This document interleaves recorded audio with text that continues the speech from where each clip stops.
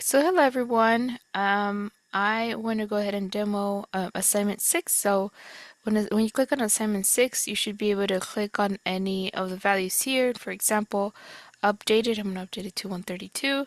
And then when you click on history, you should have a new updated information. So let's say I'm going to make this to make sure it's normal. So the average has been updated and the normal value has been no longer abnormal. So I'm going to just change it back to how it was. So when you click history, the changes, that's all you're changing. You're not changing the date, just the values. All right, so that's all you're required to do. Your video should be no more than probably 15 seconds. All right, so then um, what are the things that are changing here? So the Dow is changing, and here we're creating two suspend functions. One to get the glucose by date. So we're accessing the database, and we're actually picking out the date, and then to update the glucose functions as well. The database and the type converters don't change. The glucose doesn't change. The glucose adapter does. Okay, so first the holder, and here in the holder, we're going to be adding on glucose clicked. Okay, and on glucose clicked is a variable. And here, let me see. So which is picking out the date. So you click on the date. It's part of the adapter. Again, you're passing on that on glucose clicked, and you're passing in by the date. And then from here, you're just updating several things in there. Okay. All right. So then, all right. So that's for that. The glucose application stays the same. The entry fragment. So the entry fragment does change. So before I had something like this. It's the same. Yeah. All right. So it's the same thing. I was messing with something else. Okay. Go ahead and delete this. All right. So in here, we're gonna go ahead and pass an empty. All right. So empty fragment here, and we're gonna do the glucose entry binding. We are going to create a value called args. So it's an argument type, right? And it's part of the glucose entry fragment args by navigation args. And I will show you where that is in a little bit, but it's pretty much part of your navigation graph XML. From here, right, we're going to go ahead and add a glucose detail view model factory. Remember this factory, what it does is passes the information. So we have the arguments of glucose ID. Again, I'll show you where that is declared here in the navigation graph in a little bit. But from here, we're still binding things. We're doing the set on click listener. I was before. But remember now we're passing that on click listener. Okay. So then there's this function called update text output. Oh, that was there already. Okay, do on text change. And this should have been there. Okay, that's fine, that's fine. All right, so in here, right, we're also adding or binding a history button, the button history button from your detail fragment or entry fragment, and we're calling in the find nav controller pop stack.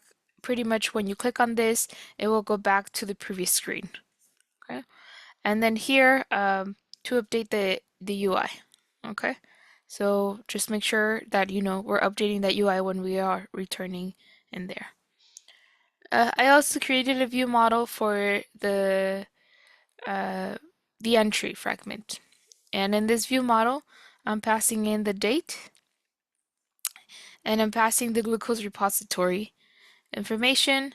From here, we have update the glucose function, the one that I mentioned, or maybe it was there. No, it's a new one. So update the glucose old to just glucose, new glucose. Okay. Then the cleared is there, and then there's the detail view model factory, and this factory allows us to create like all of them passing in the t. Okay. The history list fragment, what to look in here is that I am accessing the override function on view created, and in here I'm adding the navigation controller. All right, so this navigation controller is going to go ahead and pull in the history list fragment, and it pulls in the directions. Okay, so this is you won't find this. It's just pretty much the idea that we give it to. Okay, and then from here we show a glucose entry, which is the argument ID that I gave it, or is it the action I yeah the action ID that I gave it, and then glucose is the argument. Okay, and then on destroying it, the view model, we had this before, so the state and the mutable state flow um, that we've seen before. And then the repository does change.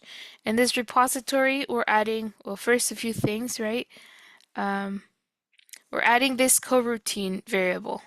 And this coroutine scope variable, you do not need to declare it in your TOML and your Gradle files. So it's fine with just having it here.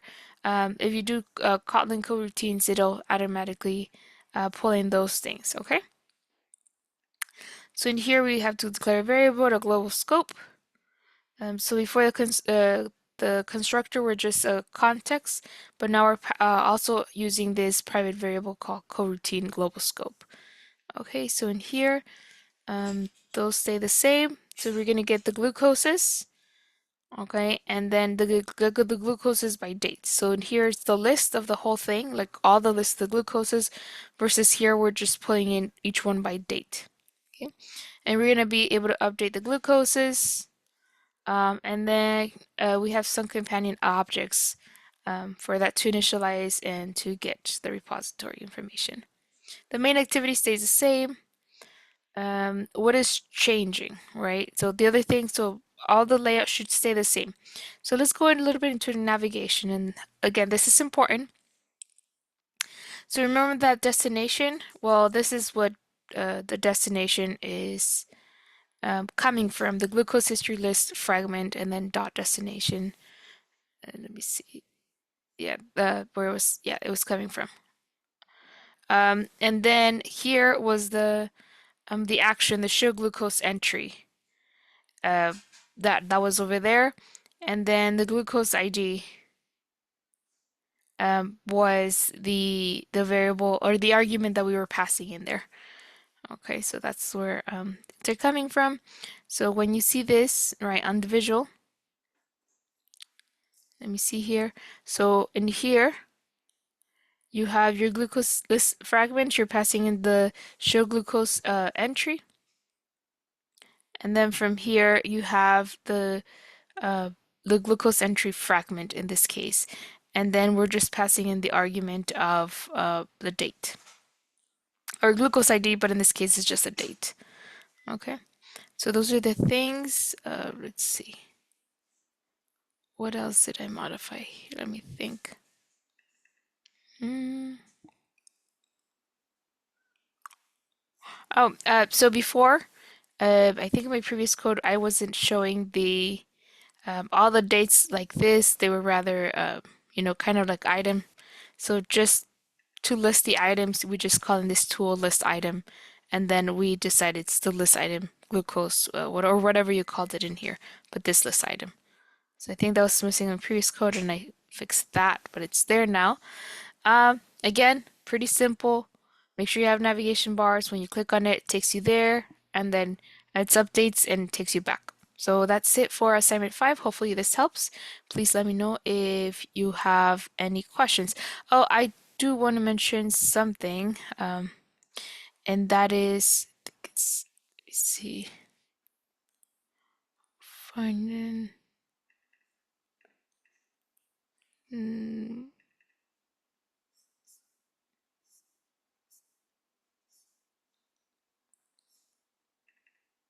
oh, Okay. Uh, is it here?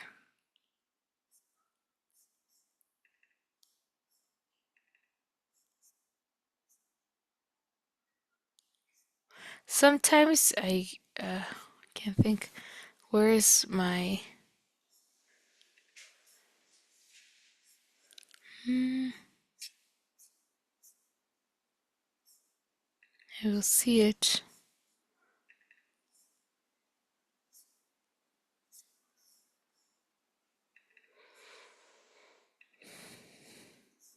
All right.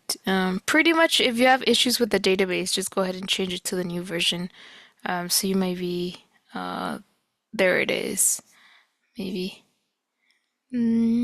So where you specify the version, I can't think right now. Like, tired, but wherever you specify the version, that's pretty much where you have to update it just in case. All right. So that's it. Hopefully this helps, and let me know if you have any questions.